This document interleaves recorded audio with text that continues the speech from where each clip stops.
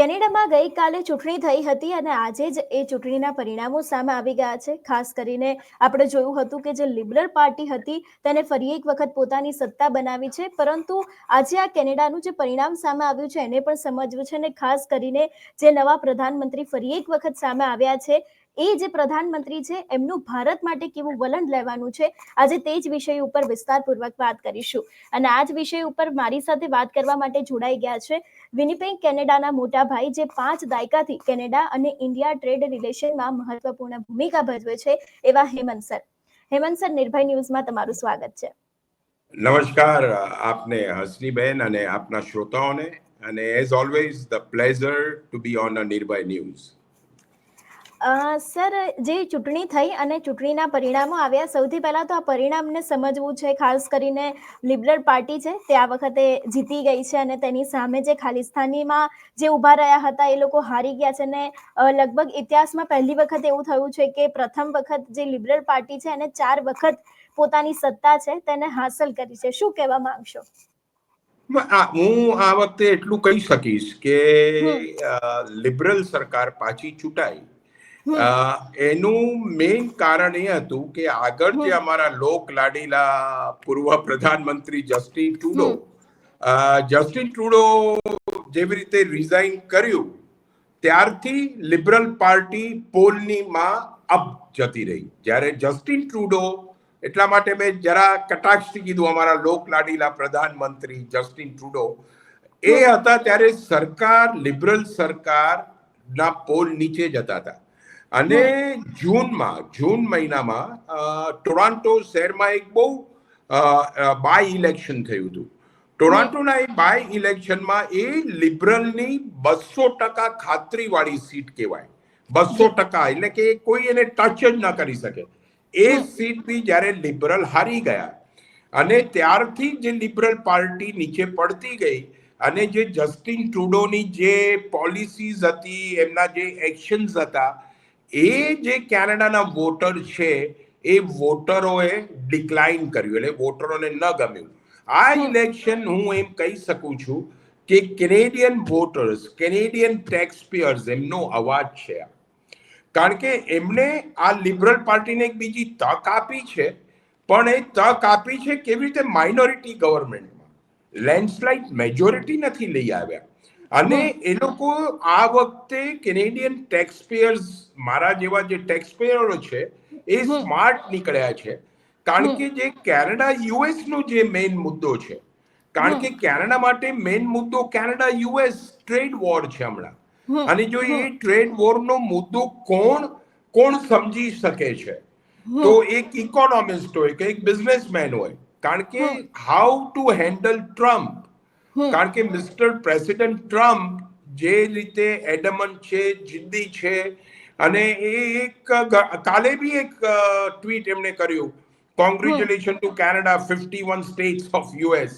એટલે એમની જોડે કોણ ડીલ કરી શકશે? તો માર્ક કાર્ની જે કેનેડાના વોટર હતા, એ લોકોનું જે કેમ્પેન હતું, એ કેમ્પેનમાં એમણે અમુક વસ્તુ જે મૂકી એ કેનેડાના વોટર્સને ગમ્યું છે, કેનેડાના ટેક્સ પેયર્સને ગમ્યું છે.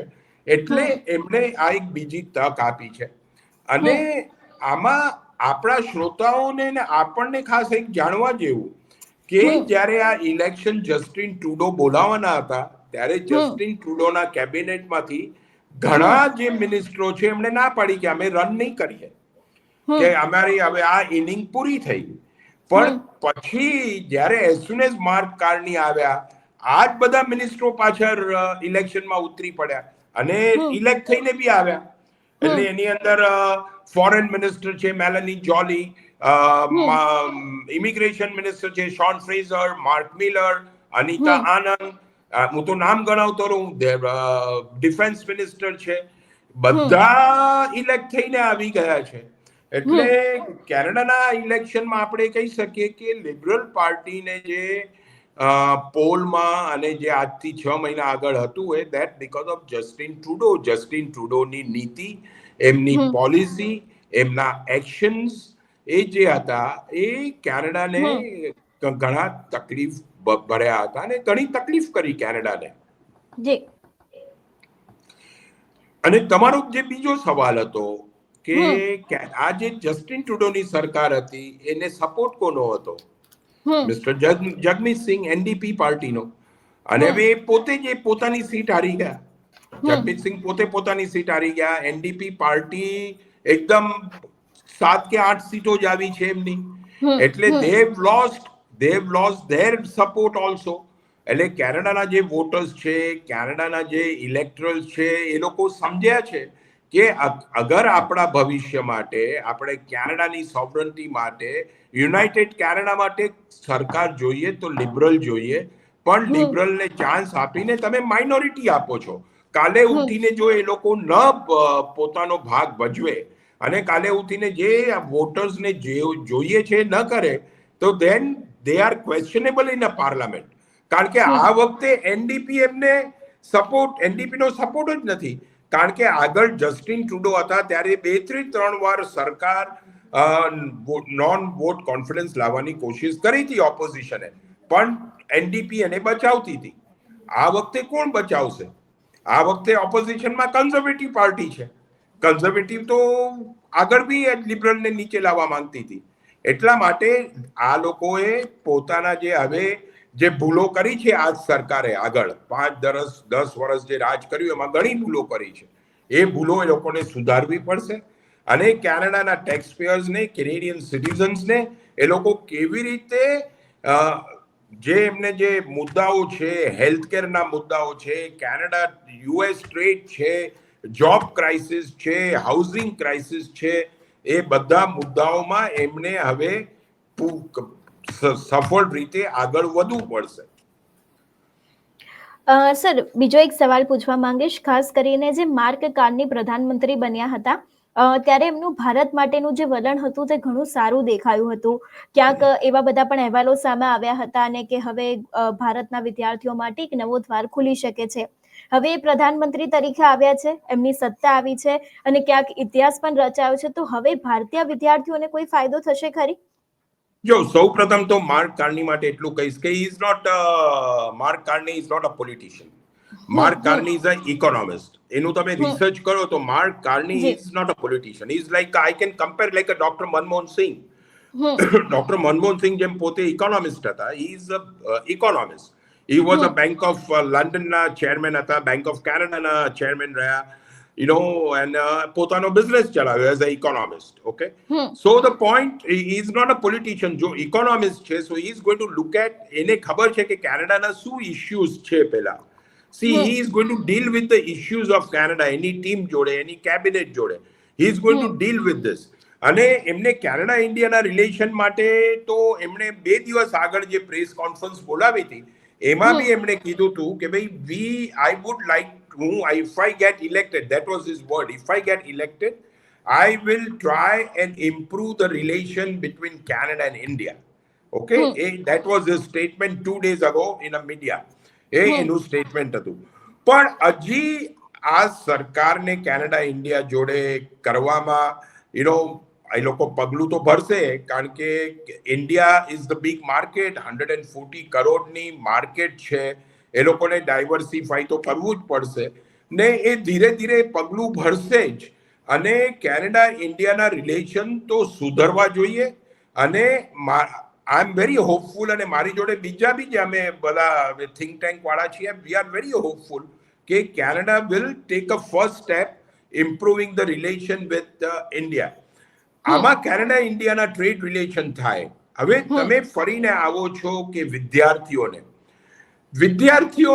હમણાં વિદ્યાર્થીઓનો મુદ્દો, તમે સાચી વસ્તુ કહું ને સત્ય કહું કે કેનેડા હમણાં જે મેઇન પ્રોબ્લેમથી જઈ રહ્યું છે એ તમે બી ચર્ચા કરો છો મીડિયામાં. Canada US trade war, that is a big issue for Canada. So where is the student issue stands for us? Tell me. આજે જે સાંભળી રહ્યા છે કે તમારે સ્ટુડન્ટ તરીકે આવવું છે, જરૂર આવો, પણ કેનેડા યુએસ ટ્રેડ વોર પૂરી કરવા દો. કેનેડામાં હેલ્થકેરના પ્રોબ્લેમ છે એને પૂરું કરવા દો. કેનેડામાં જોબ ક્રાઇસિસ છે. પછી જ્યારે તમે ભણવા આવશો ને ત્યારે તમે જોબ શોધવા જશો, તમને જોબ નહીં મળે. So what is the point coming right now? So the point કે કેનેડા સરકારને ઇમિગ્રેશન કે સ્ટુડન્ટ વિઝા ઇમ્પોર્ટન્ટ છે, પણ બહુ ઇમ્પોર્ટન્ટ એટલું નથી જે કેનેડા યુએસ ટ્રેડ વોર છે. સી કોઈ બી કોમન માણસ જે બી તમારા જે સાંભળતા હોય જવા વાળા હોય તો વિચારે આજે કેનેડામાં શું અગત્યનો મુદ્દો છે, કેનેડાની જીઓપોલિટિક્સ શું છે હમણાં. What Canada needs, Canada first point is Canada US trade war, second is health care, job crisis. તમે કેનેડાના જેટલા ઇન્ટરવ્યુ જુઓ છેલ્લા મહિનાથી, જે કોમન માણસો કેનેડિયન્સ છે મારા જેવા કે એવા બધા એ કહે છે કે ભાઈ મારે 10 વર્ષથી ઘર લેવું છે, હું ઘર નથી લઈ શકતો કારણ કે મોંઘવારી બહુ વધી ગઈ છે. ડોક્ટરો મને મળતા નથી, અમે ડોક્ટરો માટે વેઇટ કરીએ છીએ, અમારી સર્જરી માટે વેઇટ કરીએ છીએ. તો તમે જ મને કહો કે કેનેડાની સરકાર પાસે મહત્વનો મુદ્દો કયો મહત્વનો મુદ્દો મને કહો, કે સ્ટુડન્ટ વિઝા કે કેનેડાના જે મેઇન ઇશ્યુ છે એ મહત્વના મુદ્દો. હું રાઈટ. સિક્કાની બે બાજુ છે, તમે જ વિચાર કરો. હું કોઈને નથી કહેતો કે આવો કે ના આવો, પણ તમે જ વિચાર કરો કે કેનેડા સરકાર પાસે કેટલા મહત્વના મુદ્દાઓ છે. આજે બીજી બાજુ માણસ વ્યક્તિઓ કે જો આ સ્ટુડન્ટો ઇકોનોમીમાં કરે છે, એ કરે છે, બધી વાત સાચી છે. સ્ટુડન્ટો ઇકોનોમીમાં પૈસા નાખે છે, પણ જે માણસોએ 50, 60, 70 વર્ષથી 50% ટેક્સ ભર્યું છે એનું શું? સ્ટુડન્ટો તો નથી ભરવાના 50%. એ તમે કોની જોડે આર્ગ્યુમેન્ટ કરશો? એ સરકારને જે જીતીએ, આ સ્ટુડન્ટો તો વોટ આપતા નથી. આજે વોટ આપવાવાળા કેનેડિયન્સ છે, આજે કેનેડિયન ટેક્સ પેયર છે. તો કેનેડિયન ટેક્સ પેયરને ગવર્મેન્ટ અકાઉન્ટેબલ રહેશે કે નહીં રહે? They have to B accountable. આજે કેનેડાના ટેક્સ પેયરોએ એમને જીતાડ્યા છે, એટલા માટે માઇનોરિટીમાં જીતાડ્યા છે, લેન્ડસ્લાઇડ નથી આવી. એટલે તમારા જે સવાલનો જવાબ હતો મેં આપી દીધો છે સ્પષ્ટ રીતે. પણ ફરીથી એકવાર કહું છું, કેનેડા આવવું છે જરૂર આવો, ભણવા માટે આવો, અને ભણવા માટે માસ્ટર્સ કરવા કે આગળ આવો, પણ હમણાં થોડો ટાઈમ આપો. કેનેડાને ટાઈમ જોઈએ છે, કેનેડાને હમણાં ટાઈમ જોઈએ છે, કેનેડાની ઇકોનોમીને ટાઈમ જોઈએ છે. કેનેડામાં થોડું રિસેશન હવે આવશે. કેનેડા યુએસ ટ્રેડ વોરનું ભવિષ્ય અમને પોતાને ખબર નથી શું થવાનું છે. ના કોઈ મને આપણા ઇકોનોમિસ્ટ કે આપણા મીડિયાના મિત્રો કોઈ કહી શકશે કે ટ્રમ્પ સાહેબ શું કરશે, એમનું આગલું પગલું શું હશે, કોઈ કહી નથી શકતું. એટલે જ્યાં સુધી આ ક્લિયરિટી ના આવે ત્યાં સુધી કેનેડાનું ભવિષ્ય હજી સુધી આપણે કહીએ એટલું આ સ્ટુડન્ટો માટે ઉજળું નથી. સ્ટુડન્ટો માટે, અમારા માટે, અમે બધા સેટ છીએ, એસ્ટાબ્લિશ છીએ, પણ આ જે સ્ટુડન્ટો આગળ પોતાની જે નવી કારકિર્દી, પોતાનું નવા શહેરમાં કે નવા દેશમાં આવવા માંગે છે, એના માટે થોડો સમય આપવો જોઈએ. અમે ના નથી પાડતા, ના આવો, પણ થોડો સમય આપો ને તો બધું કેનેડામાં બી 1-2 વર્ષમાં બધું સારું થઈ જશે. રાઈટ. Thank you sir. આભાર આપનો. એટલે જે પ્રમાણે હાલ કેનેડામાં ચૂંટણી થઈ અને ચૂંટણી બાદ જે પરિણામ સામે આવ્યા, ખાસ કરીને લિબરલ પાર્ટી છે તે ફરી એક વખત સત્તામાં આવી, અને સત્તામાં આવ્યા બાદ હવે તેમના દ્વારા કયા અગત્યના એવા મુદ્દાઓ છે, જે પ્રમાણે હેમંત સરે વાત કરી એ પ્રમાણે કે સ્ટુડન્ટ સિવાય પણ ત્યાં હેલ્થ કેરનો જે મુદ્દો છે તેના સાથે બીજા ઘણા બધા એવા મુદ્દાઓ છે જેને પણ અત્યારે હાલ ધ્યાનમાં રાખવાની ખૂબ જરૂર છે. એટલે જે પ્રમાણે અત્યારે હાલ માર્ક કાર્ની ભારત સાથે સારું વલણ અપનાવી રહ્યા છે, એવું આગામી સમયમાં પણ રહે એવી પણ ક્યાંક આશા છે. અને ખાસ કરીને જે ભારતીય વિદ્યાર્થીઓ છે એ લોકો માટે પણ ક્યાંક હવે એક નવા દ્વાર ખુલી શકે છે એવી શક્યતાઓ દેખાઈ રહી છે. તમારું શું માનવું છે આ વિષયને લઈને અમને કમેન્ટ કરીને ચોક્કસથી જણાવજો. તેની સાથે જ અમારી ચેનલ નિર્ભય ન્યૂઝને લાઇક, શેર અને સબસ્ક્રાઇબ કરવાનું ભૂલશો નહીં. નમસ્કાર.